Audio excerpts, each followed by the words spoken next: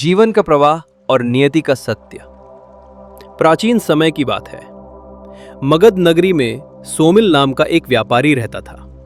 वो बहुत मेहनती और बुद्धिमान था।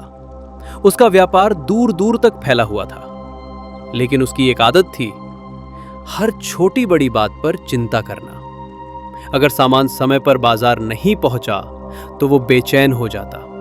अगर नौकर जरा देर कर दें तो वो गुस्से और चिंता से भर जाता। अगर अचानक मौसम खराब हो जाए तो वो सोचता, अब तो सब नष्ट हो जाएगा। धीरे धीरे ये चिंता उसकी आदत बन गई। उसके चेहरे की चमक खो गई, नींद उड़ गई और परिवार वाले भी परेशान रहने लगे। एक दिन उसका छोटा बेटा गंभीर रूप से बीमार पड़ गया। चिकित्सक ने दवा दी, लेकिन बीमारी आसानी से ठीक नहीं हुई। व्यापारी रात भर जागकर चिंता करता, अगर मेरा बेटा ठीक ना हुआ तो, अगर सब खत्म हो गया तो। चिंता के कारण वो खुद भी बीमार पड़ने लगा। उसका मन बेचैन, शरीर थका हुआ और सोचने समझने की शक्ति कमजोर हो गई। उसी समय गौतम बुद्ध उस नगर में आए हुए थे।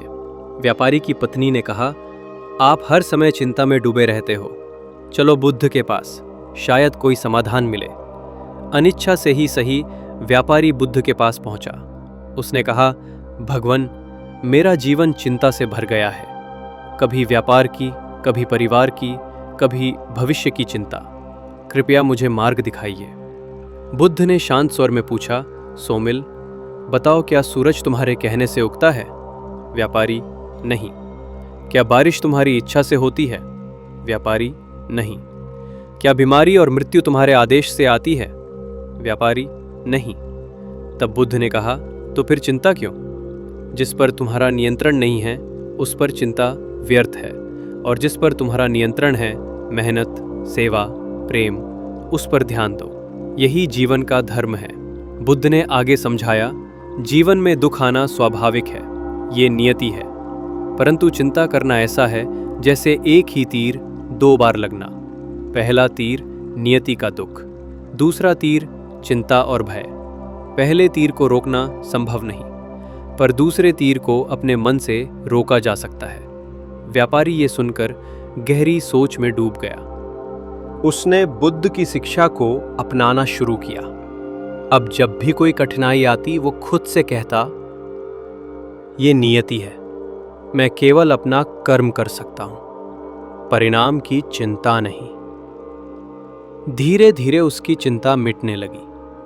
व्यापार में घाटा हुआ तो उसने शांत रहकर समाधान ढूंढा। बेटे की बीमारी धीरे धीरे ठीक हो गई और उसने ये सीखा कि चिंता से कुछ हासिल नहीं होता। परिवार के साथ उसका व्यवहार भी मधुर हो गया। लोग हैरान थे कि वही व्यापारी अब इतना शांत और संतुलित कैसे हो गया। ये सिर्फ बुद्ध काल की कहानी नहीं है, आज भी हम यही गलती करते हैं। परीक्षा का परिणाम आने से पहले चिंता करना, नौकरी के इंटरव्यू से पहले डर में डूब जाना, भविष्य की अनिश्चितताओं को लेकर नींद खो देना। लेकिन सच्चाई है, यही है परिणाम हमारे नियंत्रण में नहीं, प्रयास हमारे नियंत्रण में है। छात्र मेहनत करे पर परिणाम नियति पर छोड़े। किसान खेती करे पर बारिश पर नियंत्रण ना कर सके।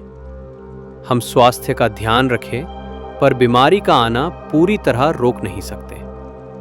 अगर हम ये समझ लें तो जीवन से 80% चिंता अपने आप मिट जाएगी। बुद्ध ने कहा था, जिसे तुम बदल सकते हो उसे बदलो, जिसे नहीं बदल सकते उसे स्वीकारो।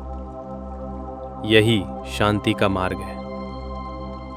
चिंता छोड़ो, कर्म करो, नियति को समझो, परिणाम को स्वीकारो। जब नियति को स्वीकारने की कला आ जाएगी तब मन स्वतः शांत होगा।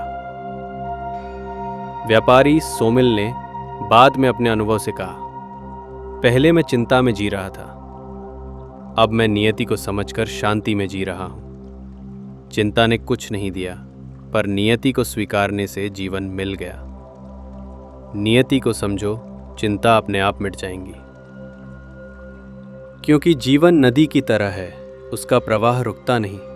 अगर हम उस प्रवाह को स्वीकार लें तो हमें शांति और आनंद मिल सकता है। कमेंट्स में ज़रूर बताइए कि आपको ये कहानी कैसी लगी। अगर आपको ये कहानी अच्छी लगी हो तो प्लीज़ लाइक और सब्सक्राइब कर दें। मिलते हैं अगली कहानी में, तब तक अपना ख्याल रखें। नमो बुद्धाय।